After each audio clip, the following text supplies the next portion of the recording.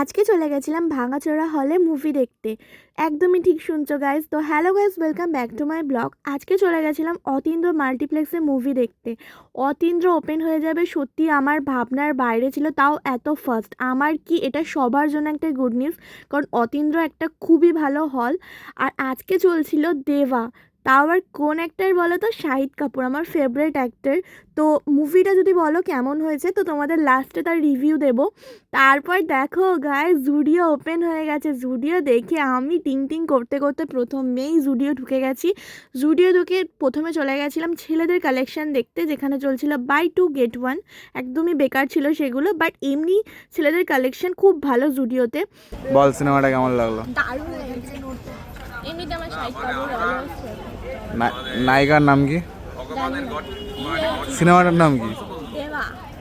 যাক, জানতে পেরেছি সেটুকু অনেক। সিনেমার মেন ভিলেন তুমি। Thanks for watching, tata.